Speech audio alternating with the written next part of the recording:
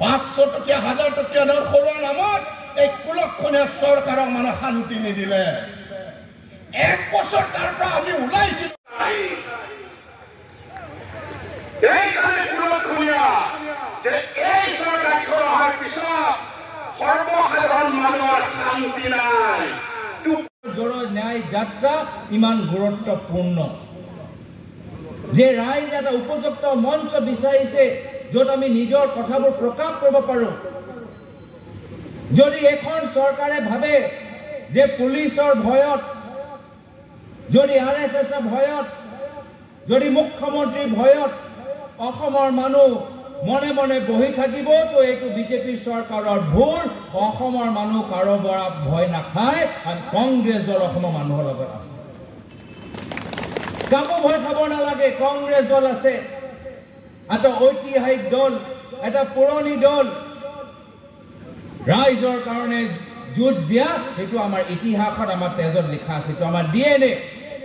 ক্ষমতাত থাকক বা নাথাকক, আমি ভাৰতৰ সংবিধানৰ কাৰণে, আমি ভাৰতৰ লোকতান্ত্ৰিক মূল্যৰ কাৰণে, আমি দেশৰ স্বাৰ্থৰ কাৰণে আমি ত্যাগৰ বলিদান কৰিবলৈ প্ৰস্তুত হৈ আছোঁ। আৰু আজি যদি এইখন বিজেপি চৰকাৰৰ অত্যাচাৰ যদি কোনোবাই ৰোধ কৰিব পাৰে, মাত্ৰ কংগ্ৰেছ দলে কৰিব পাৰে। যিহেতু আমি ভয় নাখাওঁ, আমি পুলিচৰ পৰা ভয় নাখাওঁ, আমি ইনকাম টেক্সৰ পৰা ভয় নাখাওঁ, আমি CBI পৰা ভয় নাখাওঁ, আমাক ED পৰা ভয় নাখাওঁ। আজি চাওক, ED লৈ কিমান চেষ্টা কৰিছে ৰাহুল ডাঙৰীয়া মুখখন বন্ধ কৰিবলৈ।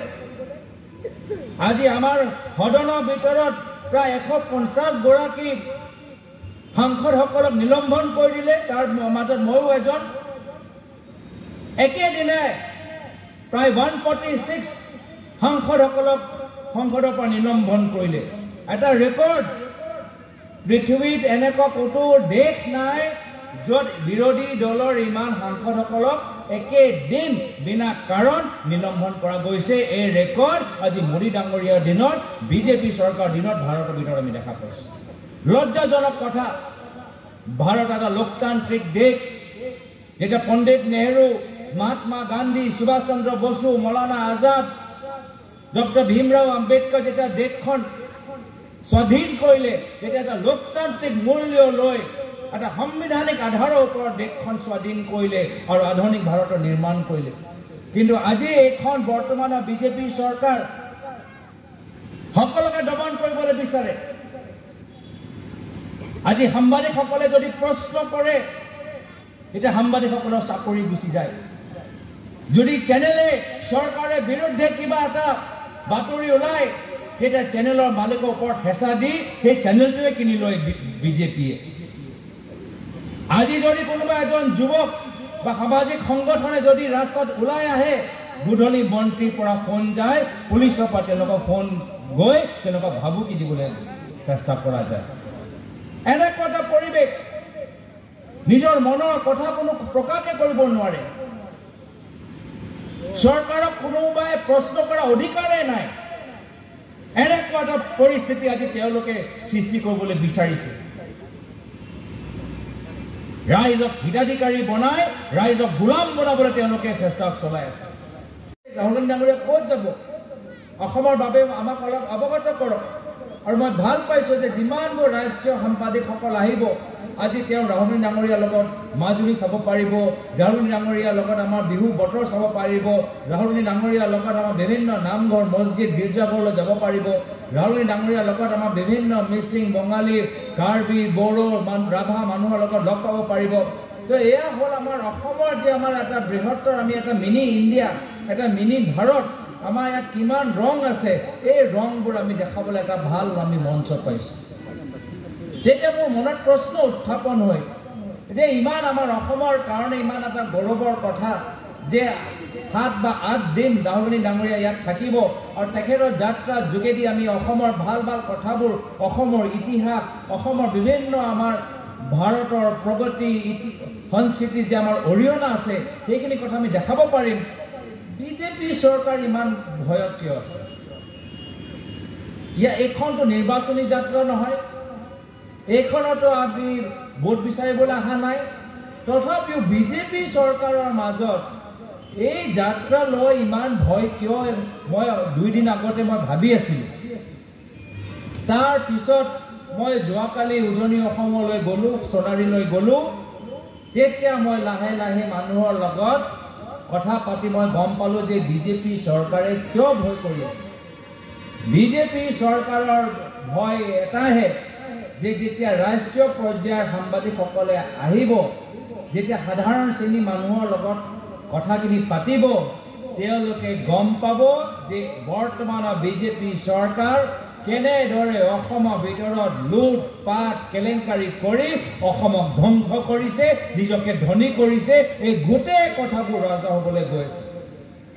প্ৰত্যেক অসমীয়া মানুহৰ মুখত আপোনালোকে বিভিন্ন তথ্যবোৰ পাব যে কোন মন্ত্ৰী কোন ভায়েকে ক'ত ঠেকা পাইছে, কোন মন্ত্ৰী কোন খোলখালিকে ক'ৰবাত বাগান কিনিছে, কোন মুখ্যমন্ত্ৰী কোন পৰিবাৰে ক'ত নিজি স্কুল বনাইছে।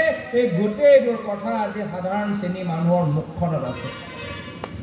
সাধাৰণ শ্ৰেণী মানুহে আমাৰ গাঁৱৰ ভিতৰত এজন সৰু ল'ৰাকে যদি সোধে, তেওঁলোকে ক'ব কি মই কওঁ মুখ্যমন্ত্ৰী কোন অসমৰ কোনখন বাগানৰ ওপৰত চকু আছে।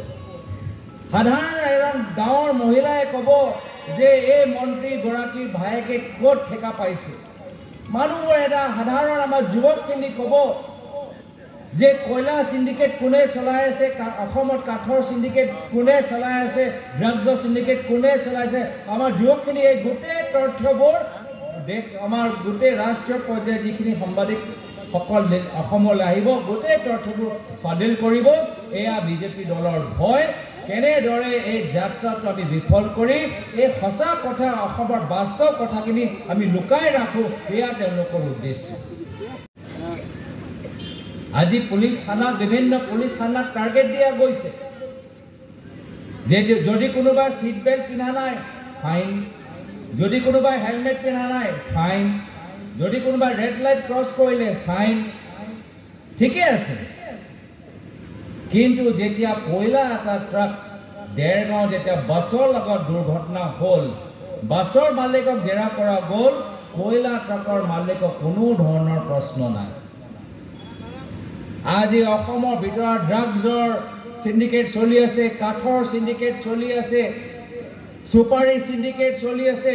তেওঁলোকৰ ওপৰত চিণ্ডিকেট চলোৱা মানুহৰ ওপৰত কোনো পেনাল্টি নাই, চিণ্ডিকেট চলোৱা মানুহৰ ওপৰত কোনো ফাইন নাই, চিণ্ডিকেট চলোৱা মানুহৰ ওপৰত কোনো পুলিচৰ কোনো পদক্ষেপ নাই। এই আইন, এই পেনাল্টি, এই ফাইন মাত্ৰ অসমৰ দুখীয়া মানুহৰ কাৰণে। চিণ্ডিকেটৰ ওপৰত আজি কোনো আইন তেওঁলোকে মানি লোৱা নাই। এইটো হ'ল বৰ্তমানৰ পৰিৱেশ, এয়া হ'ল বৰ্তমানৰ পৰিৱেশ।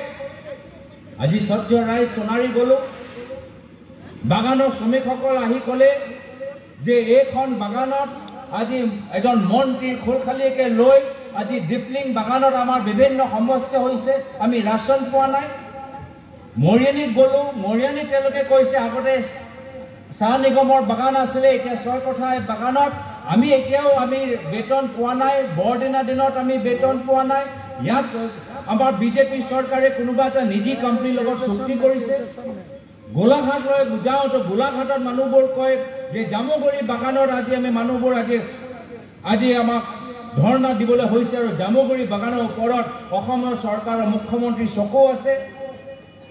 এনেকুৱা এটা পৰিৱেশ। কাজিৰঙা যাওঁতে কাজিৰঙা ৰাস্তা ইপাৰে সিপাৰে ডাঙৰ ডাঙৰ হোটেল, ডাঙৰ ডাঙৰ ৰিজৰ্ট, কিন্তু যেতিয়া গাঁৱৰ ভিতৰত সোমাওঁ, গাঁৱৰ আমাৰ বাগানৰ মানুহ, মিচিং মানুহ, দহ অঞ্চলৰ মানুহ, ট্ৰাইবেল মানুহবোৰে ক'ব যে আমাক উচ্ছেদৰ নটিচ আহিছে। উচ্ছেদৰ নটিচ মাত্ৰ ট্ৰাইবেল মানুহৰ ওপৰত যাব, মাত্ৰ আমাৰ মিচিং মানুহৰ ওপৰত যাব, মাত্ৰ আমাৰ কাৰ্বি মানুহৰ ওপৰত যাব, মাত্ৰ আমাৰ ধৰ্মীয় সংখ্যালঘু মানুহৰ ওপৰত যাব, কিন্তু উচ্ছেদৰ নটিচ কেতিয়াও এটা 5 ষ্টাৰ ৰিজৰ্ট বা বাগানৰ মালিকৰ ওচৰত নাযায়। এয়া হ'ল বৰ্তমানৰ অসম। যেতিয়া ৰাহুল গান্ধী ডাঙৰীয়া কন্যাকুমাৰীৰ পৰা কাশ্মীৰলৈকে খোজকাঢ়িছিল, আমাৰ অসমৰ মানুহবোৰে কৈছিল যে আমিও খোজকাঢ়াৰ ইচ্ছা আছে, কিন্তু আমি ৰাহুল গান্ধী ডাঙৰীয়াৰ লগত আমি কন্যাকুমাৰী যাব নোৱাৰোঁ, আমি দিল্লী যাব নোৱাৰোঁ। তো বহুত আমাৰ কৰ্মীখিনিয়ে ক'লে যে কিয়নো আমি অসমৰ ভিতৰতে আমি নিজে আমি ধুবুৰীৰ পৰা শদিয়ালৈকে আমি এটা যাত্ৰা অতিক্ৰম কৰোঁ।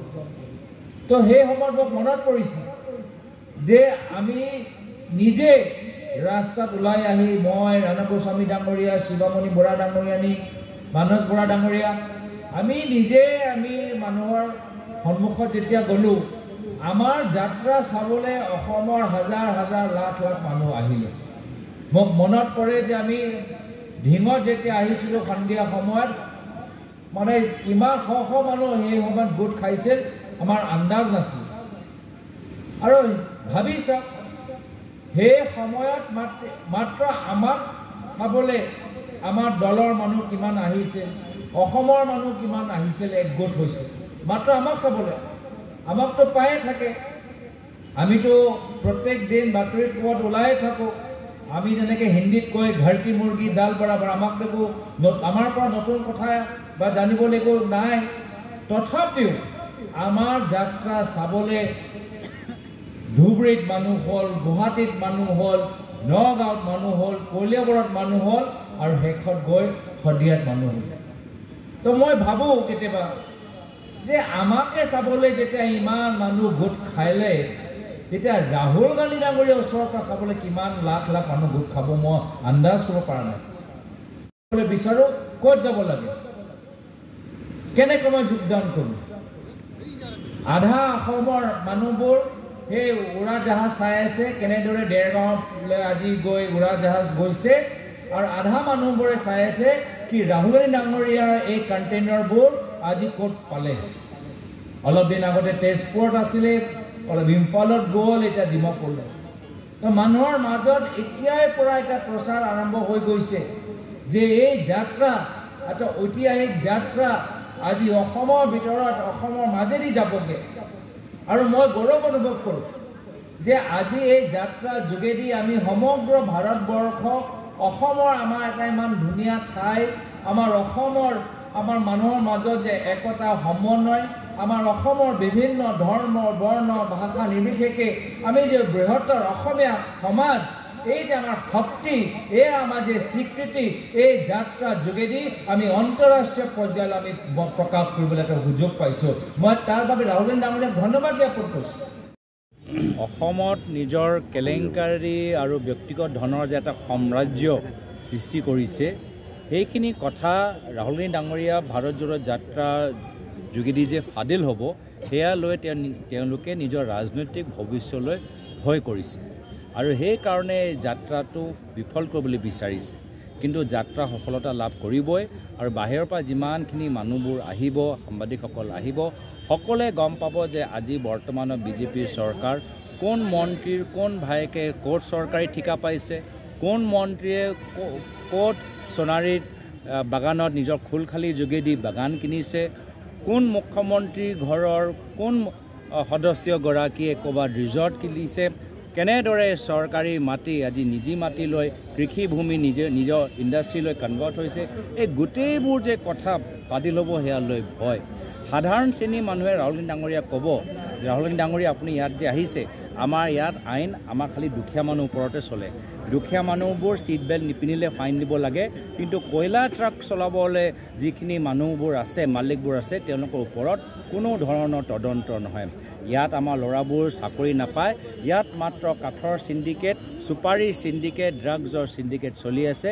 আৰু ইয়াত অসম, মণিপুৰ, মেঘালয় আৰু অৰুণাচল প্ৰদেশৰ যে নেডা থকা বিজেপিৰ চৰকাৰবোৰ আজি সেইসকল জড়িত হৈছে।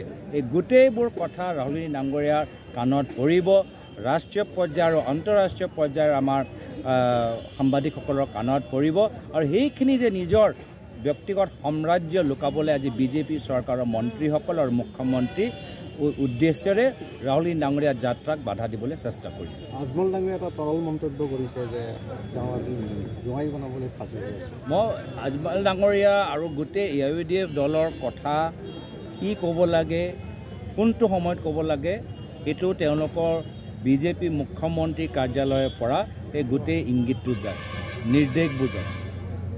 মুখ্যমন্ত্ৰী কাৰ্যালয়ৰ পৰা স্ক্ৰিপ্ট যায়, কি শব্দ কেনেদৰে কেইটা বজাত কোন দিনা ক'ব লাগে, আৰু সেই সময়তে আপোনালোকে দেখা পাব যে AIUDF দলৰ বিভিন্ন বিধায়কসকল, বা কেতিয়াবা আমাৰ মৌলানা আজমল চাহাবে তেনেধৰণৰ কথাবোৰ কয় আমি পায়ে থাকোঁ যে প্ৰত্যেক 10 দিন মৰ্মে যিখিনি কথা বিজেপি দলক সুবিধা কৰে তেনেধৰণৰ কথা AIUDF দলৰ ফালৰ পৰা আমি শুনি পাওঁ ৰাইজ এতিয়া জাগিছে ৰাইজ সজাগ হৈছে এতিয়া এইখিনি কামৰ কাৰণেহে AIUDF দলৰ আজি ৰাজনৈতিক ভৱিষ্যত অন্ধকাৰলৈ গৈ আছে যেহেতু তেওঁলোকে নিজৰ ৰাজনৈতিক আদৰ্শ আৰু ৰাইজক পিঠি দেখাই আজি বিজেপি দলক যে সেৱা কৰিছে বিজেপি দলক মালিক হিচাপে যে ব্যৱহাৰ কৰিছে সেই কাৰণে AIUDF দল নিজে নিজে ধ্বংস হৈ গৈছে ইয়াত আমাৰ কংগ্ৰেছৰ ফালৰ পৰা একো কৰিবলগীয়া হোৱাই নাই তেওঁলোকে নিজে নিজকে ধ্বংস কৰিছে